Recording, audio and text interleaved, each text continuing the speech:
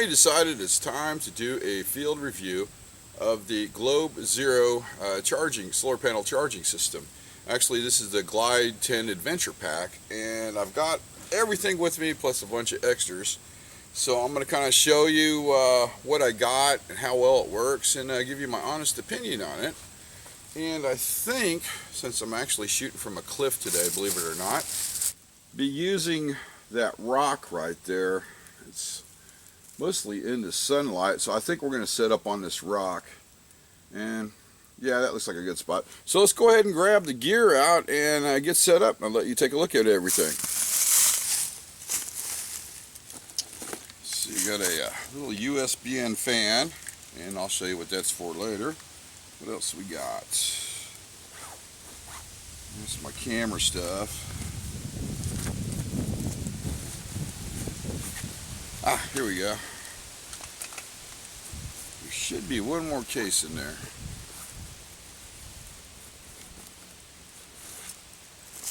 Okay, let's hit the rock.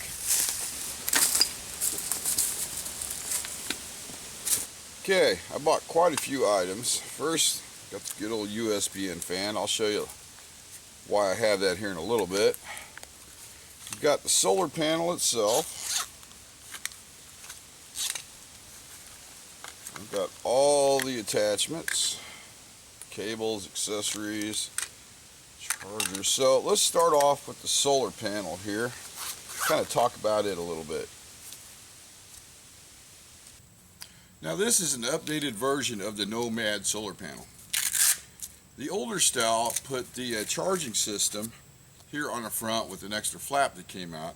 And there's two reasons they actually changed that. The first one was when you closed it up and put it in your pack, it kind of put pressure on the solar panels, and there was a chance of actually cracking one of the panels. The second one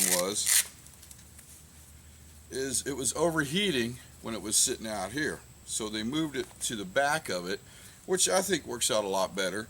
And instead of having the closed case they had on the front to put your gear on, now they have a little meshed area, which I like that too, because you can actually see what's inside of it. Now this is a 7-watt solar panel, and I've been using it quite a while now, and it works out well. It does have a lot of limitations, I found out. So the first thing I'm going to do, you're probably wondering to yourself, is this thing even working? So I'm going to set up on this rock and do some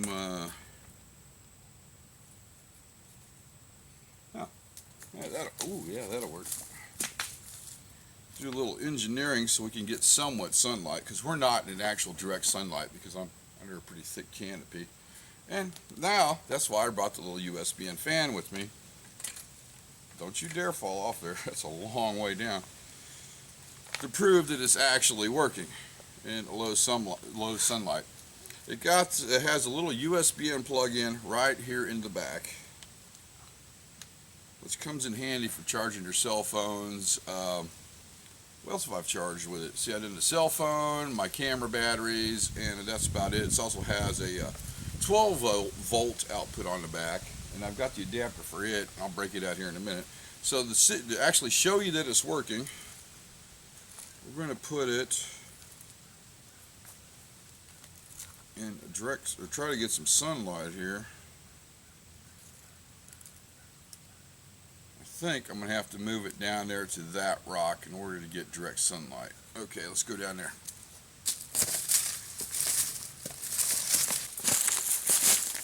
Okay, this is a pretty good little spot of sunlight, so let's try that right here.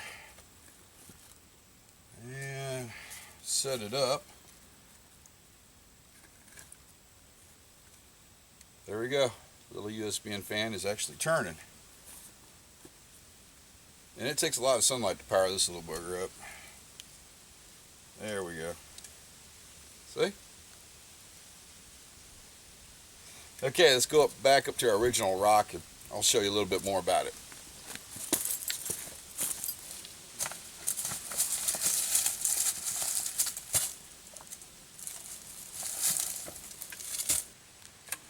Oh, that figures. Now it decides to work. Can you believe that?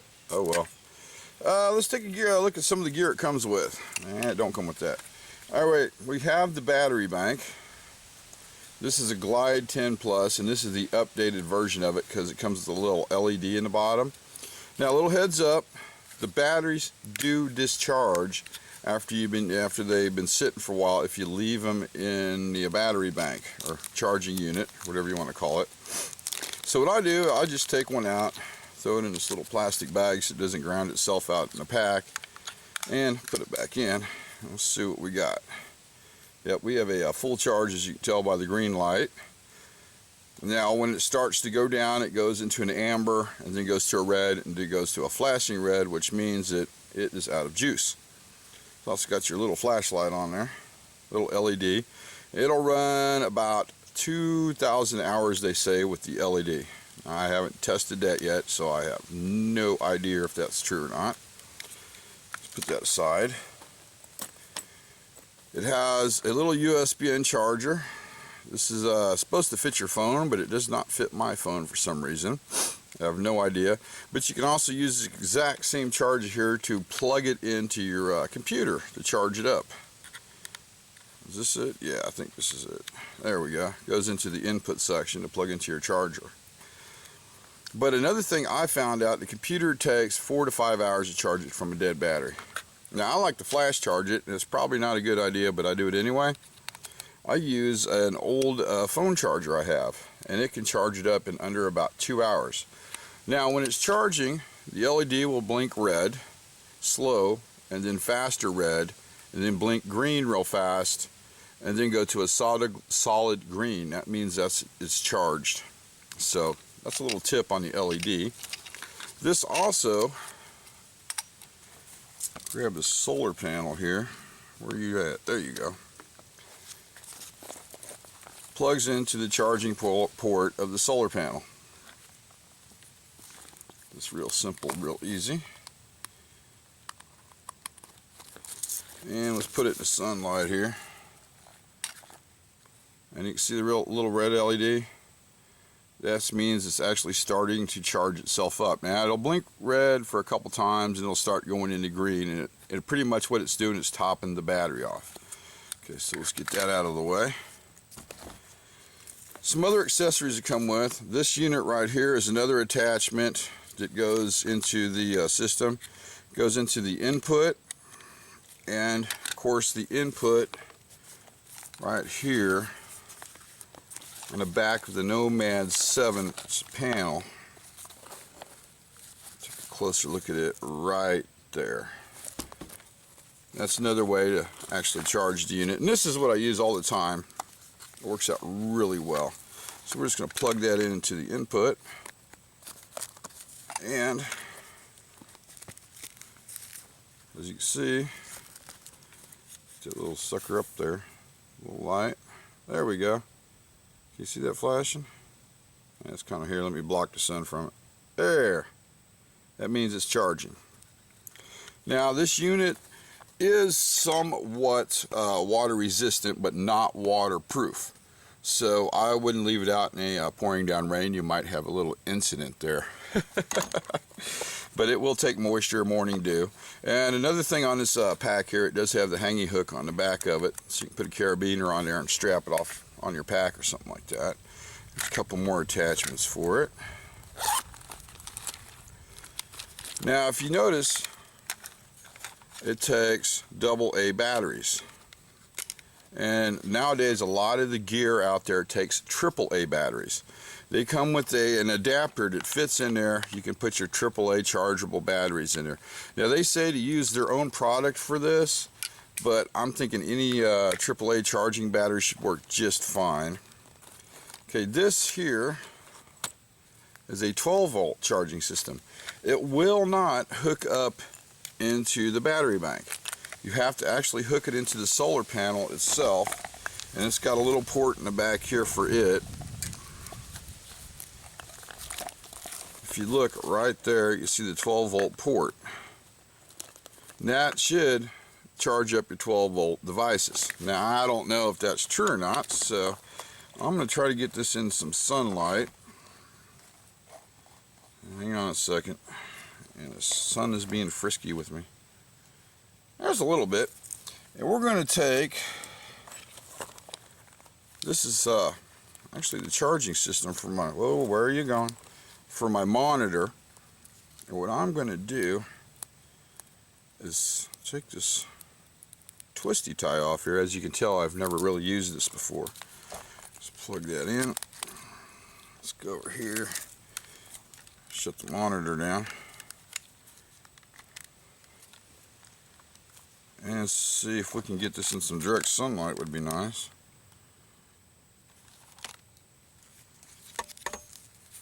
Well, the monitor is getting a trickle charge from the green light right here. Oh, wait a minute. Hang on, let me get that out of the way so you can see, get this better sunlight. I'll be darned. Now, this is the first time I've ever done this, so I don't know if it works or not. Let's get it up a little bit higher here. See that red light right there? It kind of blinks on and off every once in a while. Let's see if I can do it again. There.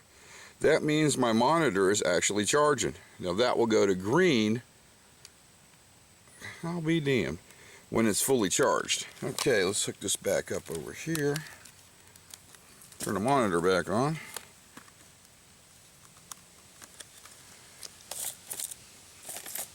Now it's got a couple more attachments. This is something I've actually added to it. This is the other plug that goes into my USB charger right there. And this is like kind of a little extension cord for the panel itself. And I'm going to plug that in.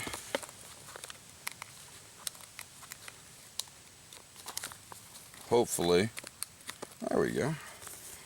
And let's put this back over here where we're getting some sunlight, not a whole bunch. Now remember, we're doing this all in direct sunlight, so it's not getting the full sunlight it should, and it's still actually working quite well. Now what we need is crap. Let me go find my cell phone. I'll be right back.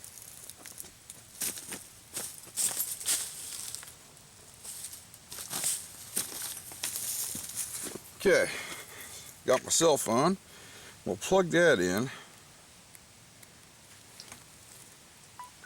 And you hear that little beeping noise? That means my cell phone is actually charging. Okay, let's talk about charging times and the best way to, you know what, I'm going to go ahead and leave this plugged in for a little bit, because I don't think it's going to hurt anything. Alright, let's talk about, now I found that it takes probably, they say about 2 to 3 hours to charge your cell phone up. No, it takes about 4 hours in full sunlight. And you can actually boost this by plugging this into the solar panel itself and then plug it into USB, I'm sorry, I don't know why I keep saying BN, who knows. And it kind of like boosts it up. Another thing I do is I'll charge the battery bank up, and then at night I'll go ahead and charge my cell phone and just shut it off. It'll charge a lot faster. Now, since we've been sitting here, well, it's actually charged my cell phone up, believe it or not. Very nice. I don't have to worry about that later. Oh, I need to make a real quick correction before I forget. I said 2,000 hours on the little LED. I meant to say 200 hours. I'm sorry about that. Sometimes I get moving a little fast and kind of screw up information. Let's see what's going on here. I haven't tried to charge my laptop with it or an iPad, but my main concern is charging up my batteries for my camera. And I found if I plug it directly into the camera in full sunlight, it usually takes it about 4 hours to charge up one battery. And I'm using the Sony Handycam, so if some of you know what that is, the batteries actually take like 2 hours on a USB end, and then on a charging system usually about sometimes 1 hour, hour and a half, depending. I'm still doing some testing on it, and I'll be honest with you, I'm really impressed with it. I'm so impressed, I'm actually going to upgrade to a bigger kit, or a bigger solar panel system as soon as it comes out. I think they're releasing the Sierra design, it is, here shortly, and I really would like to pick one of those up. It's got it's got twice as much panels on there, and I think it puts out 35 watts if I'm not correct, because this is only 7 watts, and can you imagine what you can do with 35 watts? And you can actually link these all together. But no, I'm not going to get rid of this one because I like it. So that's kind of been my review on it, and I'm definitely going to give it a thumbs up and a 9 out of 10. Like I said, it's new technology. Don't expect the world from it, but it will work. Let's plug this back into USB port and turn my fan back on. Yes, this thing just really fascinates me how well it is. So, come on now, you were working a minute ago. Yeah, I lost my sunlight again. Let's try. There we go. Indirect sunlight. Can you believe that?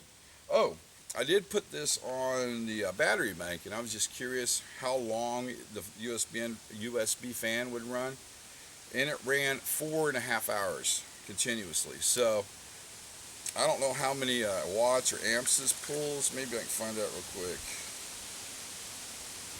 It's 5 volt, 5 watt, so that's not bad. So this, okay, I think I covered everything. Let me check. Yeah. Don't want to leave anything out. Yep, I definitely did cover everything. So, if there's anything you'd like to add to this, any information I have left out, feel free to put it in. I would appreciate it, because I'm not really an expert at it. I'm just giving you my opinion. And comments are welcome. And like always, thanks for watching.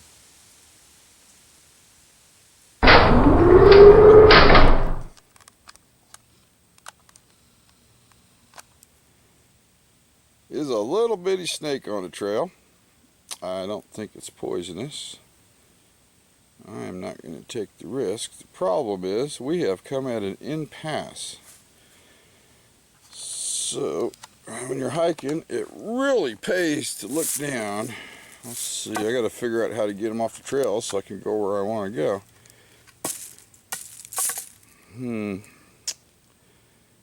I'm going to back up a couple notches and we'll just toss a rock over there and see what happens. Let's see if he'll move.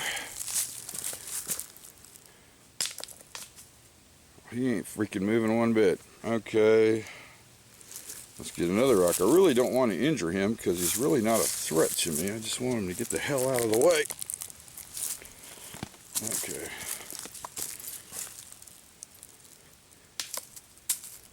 Still not moving. Alright, one more rock. After that, we're going to find another way around.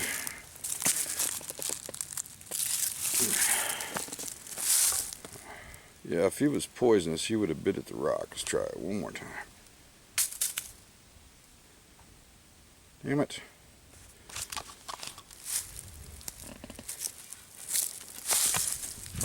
Come on, dude.